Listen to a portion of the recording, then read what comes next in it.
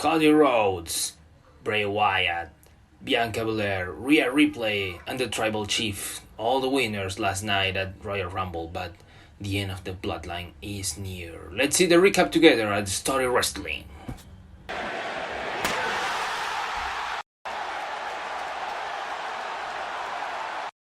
Freaking best movie ever. Whatever, I think it's the best movie of the year. What? Wait, this year? And now, Raw, SmackDown, present.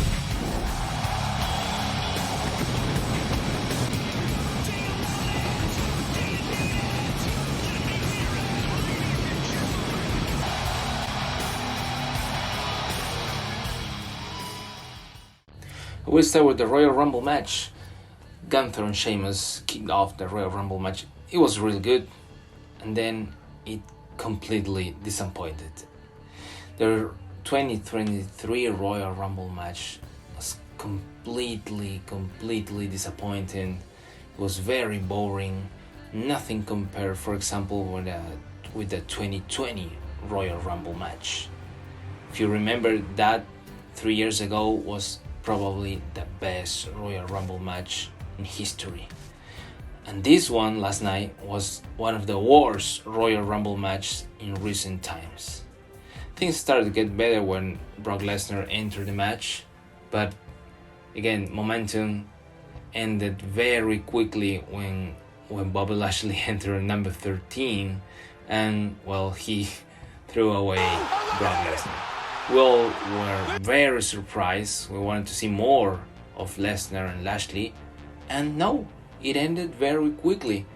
Then again, completely boring characters. Seth Rollins, the only exception there, but you see, number 17 was supposed to be Rey Mysterio, never entered the match. Apparently his son did something to him.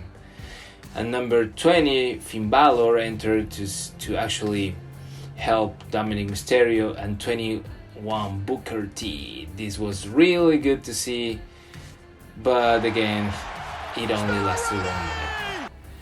Finally, we were entering the last numbers at the Royal Rumble match, and Edge entered at number 24. We were expecting him to come back actually, but we were not expecting him to end so quickly the Royal Rumble match.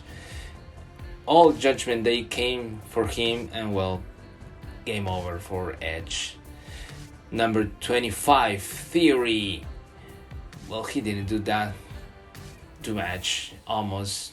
Now he was, again, everyone went against Almost, and we were getting to the last spots. You see, number 21, number 29 was Logan Paul. He gave us the best moment of the match with Ricochet. Incredible. This guy always deliver. But Logan Paul being at 29, it meant that the only spot had to be for someone that we already knew. There was no surprise entered at number 30. So Cody Rhodes came back at number 30. He went one-on-one against Gunther. It was a really good match against these two, but there was no surprise, and that's what I dislike of this Royal Rumble match. We always expect surprises, great surprises. There was no Rock, there was no CM Punk this year. Cody Rhodes was already announced weeks ago. So there was no surprise. Everybody knew he was gonna win. So that's what I really don't like about this match, this Royal Rumble, this 2023 Royal Rumble match. There he goes to fulfill his dreams. A free man at the start of a long journey whose conclusion is uncertain. And probably, we don't know the outcome, but probably he will win the undisputed championships. Now on to the pitch black match. This was very interesting because it was a new concept. The match itself really wasn't that good. We couldn't see that much. really. If you see, there were neon lights all around the ring. Interesting to see Bray Wyatt with all that ink on his body.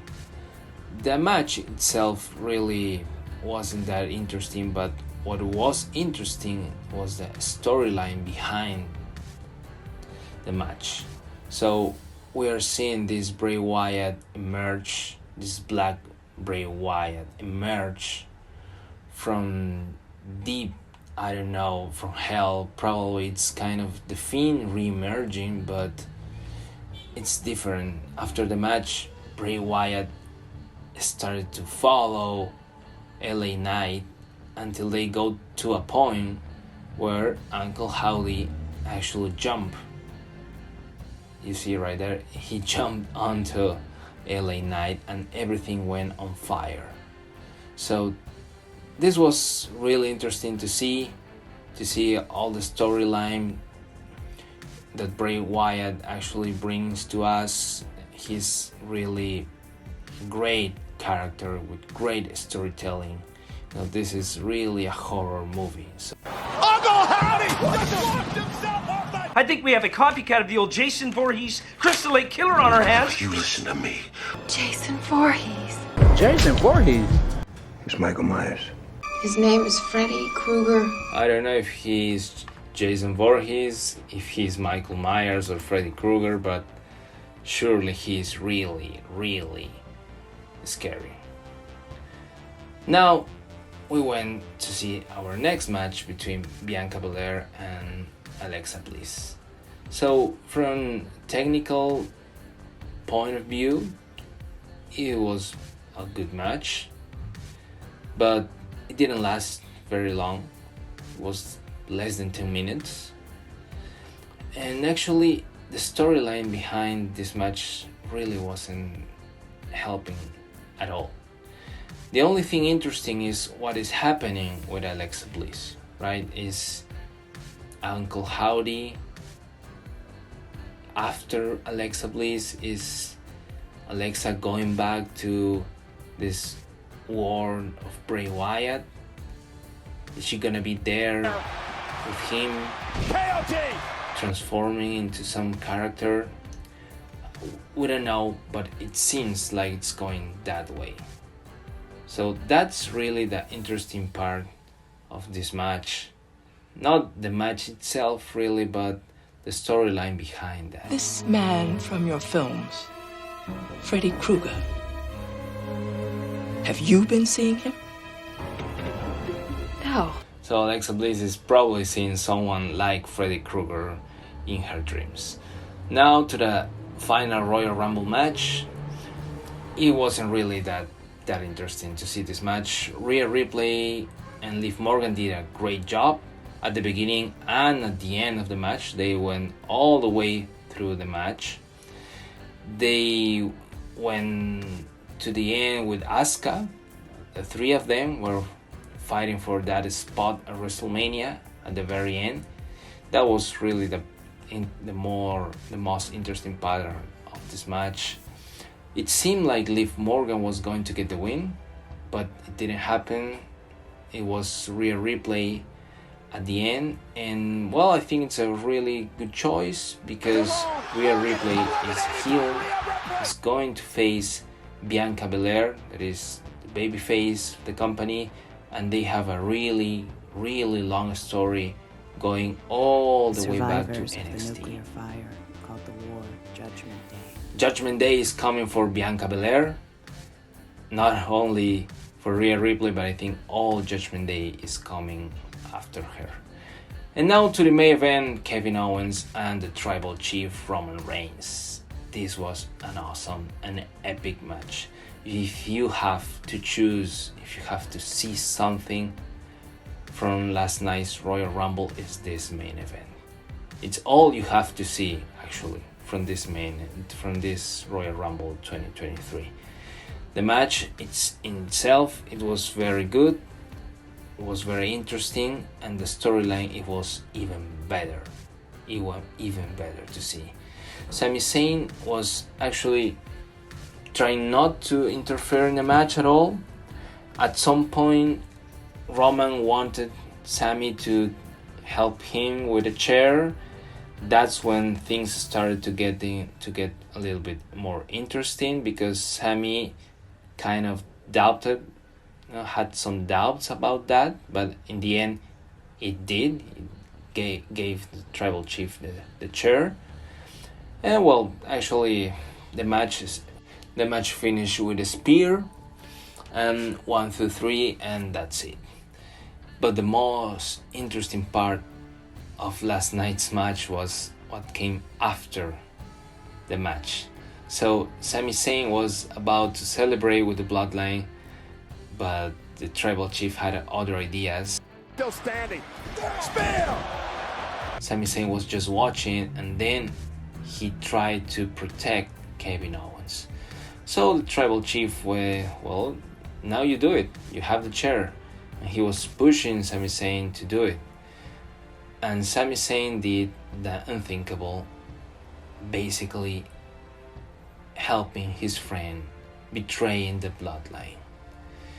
He had enough of everything. He had enough of what he was seeing. And well, Jey Uso had to do what he had to do. Also Solo Sikoa, the same thing.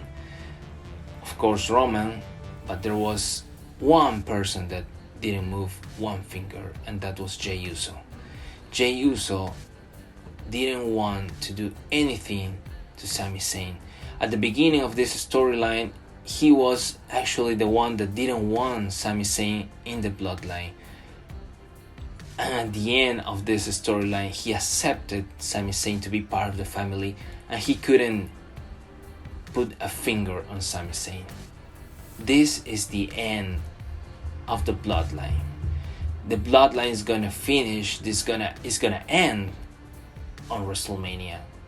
I think that's gonna be with the Usos actually losing the tag team championships against Sami Zayn and Kevin Owens, and of course Roman Reigns will be losing the undisputed championship against Cody Rhodes. Or at least that's what I think is gonna happen at the end. Oh man, that's an awesome movie. That was an incredible movie. I'll leave you with the footage of that part. It was really interesting to see.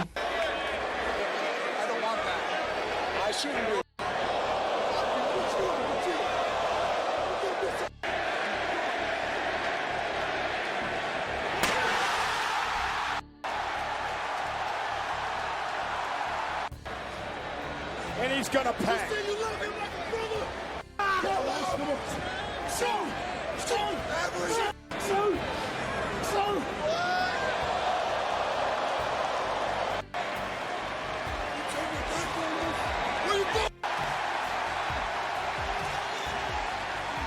And if you like the video, please like, share, subscribe, and I'll see you on the next video.